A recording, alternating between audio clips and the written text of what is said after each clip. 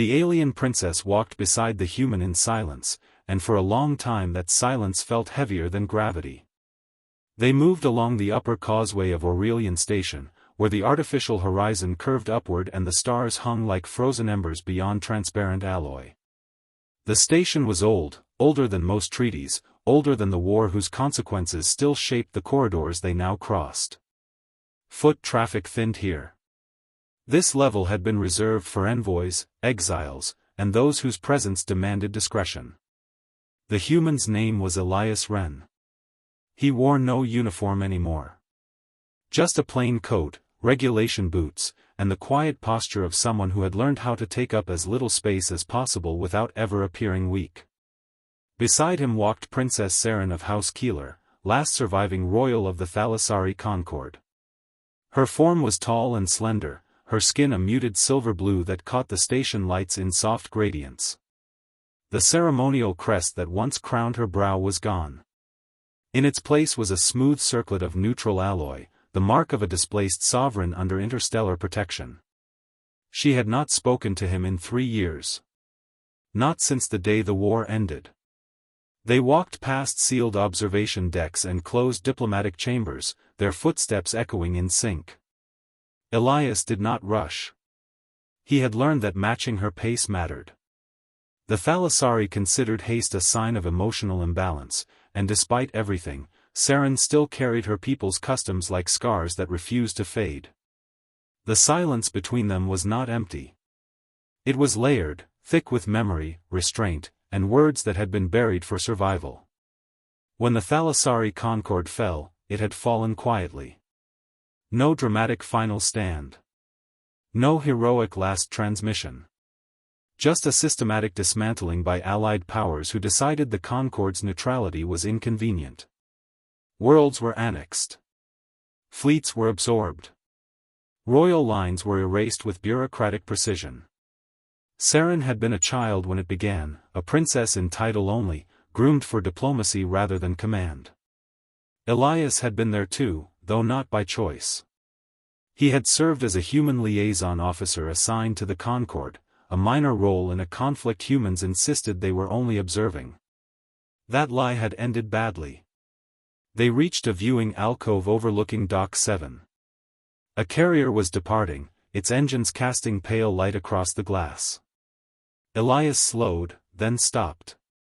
Saren halted beside him, her gaze fixed outward. He did not look at her immediately. "You don't have to walk with me," he said at last, his voice low, even. "The Council granted you independent movement privileges." "I know," she replied. It was the first word she had spoken to him in years. Elias turned, surprised despite himself. Her voice was melodic but restrained, each syllable precise. Thalassari speech was layered with tonal meaning, and even stripped of its higher registers, it carried weight. She did not meet his eyes. "I chose to," she continued. "This route. This time." He nodded once, accepting the explanation without pressing further. He had learned patience the hard way. They resumed walking. The middle levels of the station were louder. Traders, refugees, off-world diplomats, species of every known physiology moved through layered walkways and transit lifts. Conversations overlapped in a dozen languages. Holographic signage flickered with updates from distant systems. Saren's presence drew attention despite her attempts to blend in. Royal bearing was difficult to unlearn. Elias noticed the glances, the subtle recalibrations of posture from passers-by who recognized her, even without insignia. "You should have requested an escort," he said quietly. "I have one," she replied, her tone neutral. He accepted that too. The tension that had lived between them for years began to surface, not as hostility, but as pressure. Something unresolved pushing its way toward air. They reached the inner ring gardens, an enclosed biosphere where carefully curated flora from dozens of worlds grew beneath a simulated sky. This was where Elias usually ended his walks. It was quiet enough to think, structured enough to feel safe.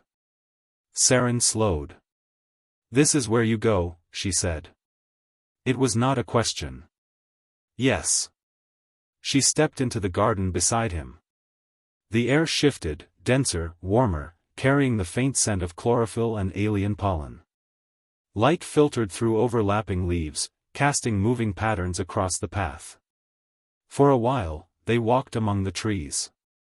"You never asked," Saren said suddenly. "Asked what?" "Why I stopped speaking to you." Elias exhaled. "I assumed you had your reasons." Her eyes finally turned toward him.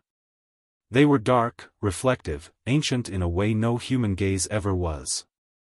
"And you accepted that?" "Yes." "Why?" He considered lying. It would have been easier. But silence had already cost them enough. "Because you lost everything," he said. "And I was still standing." Her pace faltered. "Just for a moment." "That is not why," she said softly. "Not entirely." They stopped beneath a tree whose leaves glowed faintly along their veins, a thalassari species transplanted here as a diplomatic gesture years ago. Elias remembered when it had been planted, the ceremony attended by envoys who were now dead or disgraced. Saren rested a hand against the bark. "When the Concord fell," she said, "I was taken from my world while it was still burning. I was told it was for my protection. That allies would intervene. That humans would intervene." Her fingers tightened. "You were there," she continued. "You stood in the council chamber when they voted to delay action. You said nothing." Elias did not defend himself. "I couldn't," he said. "Humanity had no authority then. We were observers. One wrong move, and we would have been sanctioned out of existence." "I know," she replied. "I learned that later. But in that moment, I needed someone to speak." Her voice wavered, not with anger, but with something closer to grief. "So I chose silence," she said. "If my words could not save my people, I would not waste them." They stood together, the weight of it settling between them. "I never stopped listening," Elias said quietly. She looked at him then, really looked at him. The years had changed him. Lines at the edges of his eyes. A stillness that came from surviving moral compromise. "Do you know why I walked with you today?" she asked. "No." "Because the council summoned me," she said. "They want me to endorse the new compact." Elias stiffened. The compact was humanity's proposal, a framework meant to prevent the quiet erasures that had destroyed the Concord. It gave smaller powers representation. It limited observer neutrality. "They will listen to you," he said. "They will tolerate me," she corrected. "But they will listen to humans." She stepped closer. "And I needed to know if the man who once stood silent beside me would still do so." The garden was very still. Elias met her gaze. "I won't," he said.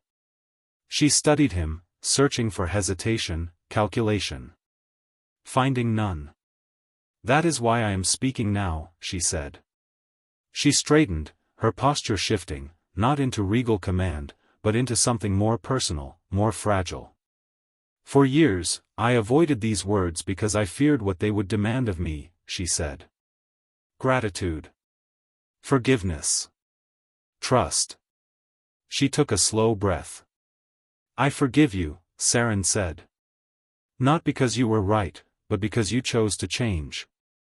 The words landed with quiet force.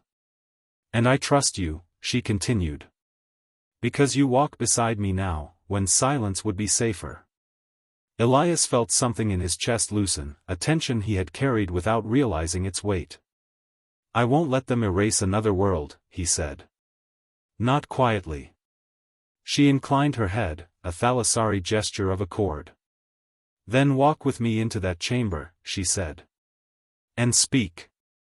They left the garden together. The council chamber was full when they arrived. Delegates turned as Saren entered, murmurs rippling through the assembly. Elias felt the familiar pressure of attention, the unspoken calculus of power and consequence. Saren did not take the central podium. She stood beside him. When the council called for her endorsement, she remained silent. All eyes turned to the human. Elias stepped forward. He spoke of the Concord, not as a tragedy, but as a lesson. He spoke of silence as complicity, of neutrality as a choice with victims. He did not accuse. He did not threaten. He spoke with the authority of someone who had learned the cost of restraint. When he finished, the chamber was quiet. Saren placed her hand over her chest and spoke at last, not to the council, but to the galaxy listening beyond it.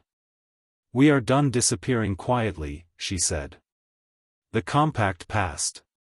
Later, when the station lights dimmed and the corridors emptied, they walked again, side by side, no longer bound by the weight of unspoken years. The alien princess did not walk in silence anymore. And the human did not let the galaxy look away.